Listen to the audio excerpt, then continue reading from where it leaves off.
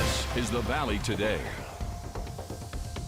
Crookston voters said no to a bond issue that would have paid for construction of a new multi-use sports facility in the city. That final vote, 842 no, 833 yes. That bond issue would have allowed the Crookston School District to spend $4 million for new artificial turf, track lanes, and seating for more than 750 people. Here's a rendering. Passage of the referendum would have meant higher property taxes starting next year. It would have been between $5 and $60.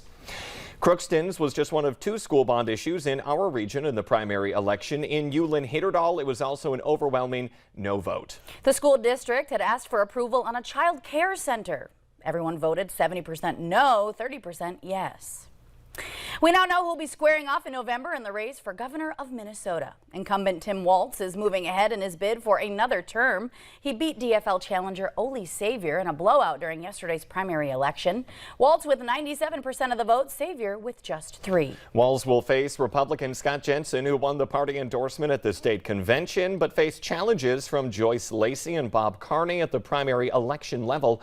Jensen is the projected winner with 89% of the vote. Carney has 4%. Lacey has 7%. In the state attorney general's race, Republican Jim Schultz will face current AG Keith Ellison in November. Schultz is the projected GOP winner with 53% of the vote. Doug Wardlow pulled in 35% ahead of Sharon Anderson with 13%. DFLer Keith Ellison pulled in 89% of the vote to challenger Bill Don's 11%. Be sure to check out all the race results from Minnesota's primary election. Just head on over to valleynewslive.com. It is now 6:02. Let's get a check of your forecast out there with meteorologist Lisa Green. We're just seeing a few hints of that sunrise on the horizon now, Lisa. Yeah, we're having to wait a little longer here as we are inching our way through the second half of summer here. And so that sun not really up until closer to that 6:15 to 6:20 time frame. So waiting on that. It'll be soon though. And for your morning drive, expect to have some dry conditions here this morning while we're waiting on that sunrise. 6:18 officially here in Fargo. And your driving conditions look good. A 1 out of 5. So we're talking good travel. Not necessarily seeing anything that's going to be a huge problem. Now there may be a couple of areas of fog we'll take a look at this morning, but most areas are dry and will be sunny. Temperatures 50s to some 60s coming up over the next few hours. Here's a look at our numbers. We are at 55 in Moorhead and Valley City. In the Southern Valley, we're looking at some more 60s. Wahpeton 63. Elbow Lake is at 66. And then much cooler up to the north. Check out Hallock's temperature, 46. So a chilly morning for you in Hallock. Another place that's on the chilly side is Cando at 48 degrees. So a colder morning here. Visibility is looking pretty good in most areas. Hallock has been an area that's been struggling from time to time with fog, and our visibility has improved in the Hallock area at 2.5 miles, but now Crookston is down to 3 miles. So there's some fluctuation going on here with our visibility and the fog that may be affecting you in northwestern parts of Minnesota. It is otherwise clear. We've got that beautiful sunshine on the way for today. And a look at your planner here for Fargo. Expect temperatures to be getting into that low 80-degree range. So slightly cooler than yesterday's high of 88, but still warm and sunny, feeling that summertime warmth with some sunshine as well all day long. Into the evening is when we'll start to see some clouds moving in advance of our next chance for some rain. The wind will remain out of the northerly or northeasterly direction today. We'll experience wind speeds 5 to 15 miles per hour, maybe a gust or 2 into the 20s, but all in all a pretty quiet and pleasant, if I may say, a day here today for your Wednesday. I think this is a nice summer day. Still warm enough to hit the lake and the pool if you can, if you have time, you're not working, but also not too hot to be outdoors, maybe just enjoying a nice lunch, maybe out on the picnic table at your workplace. So looking pretty good here today, and we'll see if we can keep this going in your 7-day planner to come. All right, pleasant. I'm writing that one down and looking forward to it, Lisa. Thank you. It is now 6:05. A Fargo shooting suspect is in jail, accused in one of 3 shootings from over the weekend. 21-year-old Braden Poitras was arrested yesterday in Dilworth on an unrelated felony warrant and is now being held in the Clay County Jail for attempted murder. He's suspected in the Saturday shooting in the 3300 block of 35th Street South, where a man was shot in the arm. One man is dead after a shootout with police in Sioux Falls during a traffic stop. Police say at least one person pulled out a gun yesterday and started shooting. Police then returned fire, killing that person. More details on this shooting are expected later today. Two kids missing from Saskatchewan, Canada, are believed to be in danger and could be in South Dakota.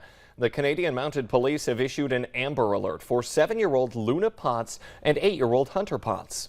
They're likely with their mother and her partner Benjamin Moore, who has a history of sexual crimes against children. Police believe the group is traveling in a dark blue Chevy Equinox with Alberta license plates. You see that on your screen there, CGC 2492. Call 911 if you spot this vehicle. A 44-year-old Moorhead woman is admitting her guilt in bank robbery in the Southern Valley. Tessa Jaxa is charged in federal court for robbing the Lincoln State Bank in Wyoming, North Dakota last July. She threatened that teller with a gun and then demanded all of their money.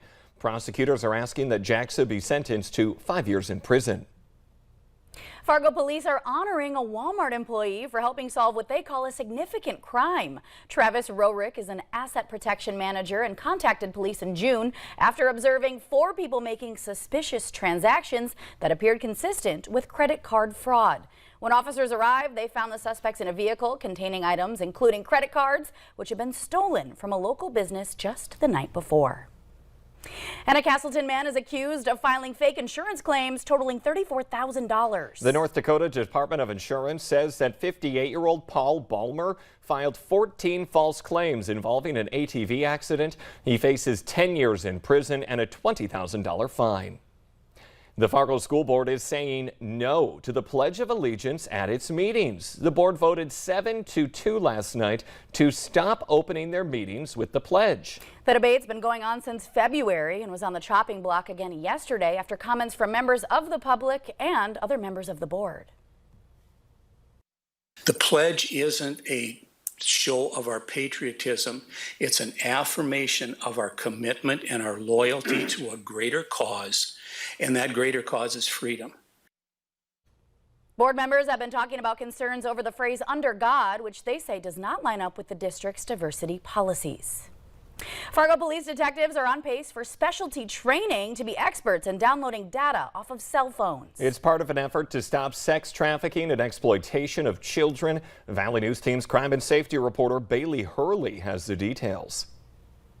Fargo Police currently only has 3 people who are trained in cell phone forensics, meaning whether it's a robbery, homicide, or a child exploitation case, those 3 people are hard at work, downloading large amounts of data and then poring over it in hopes of helping prosecutors to a conviction. One of our previous cases with a robbery suspect had, 110,000 data points in terms of locations. So to try and get through all that can take some time. Which is why the department asked for help from Operation Underground Railroad, which will fund more technology and the training of 5 to 7 more people to help tackle the workload. We download a lot of cell phones, and then we don't have a whole lot of people to review the data. So this training will really take care of our agency needs. The California nonprofit group specifically aims to fight sex crimes against children, something Fargo Police wants too, saying unfortunately those types of cases come across their desk too often. They're very sad. Matheson says the additional technology and trained staff will not only make investigations more efficient, but will also hopefully expedite the investigation process so the wheels of justice turn just a bit faster. Bailey Hurley, Valley News Live. Fargo police say the new training should take place either late this year or early next year. Heads up drivers, we have a traffic alert for downtown Fargo starting today. 10th Street North will be reduced to 2 lanes between 1st Avenue South and 1st Avenue North. Crews will be working on the boulevards between that stretch. The closures are expected to be in place for 3 days. Still ahead on the Valley today, time to check your credit report. There's been another flub by one of the nation's leading credit reporting companies. And no flub when it comes to our weather. Actually, a beautiful day in store for this Wednesday. Lisa Green lets us know what to expect in just 2 minutes.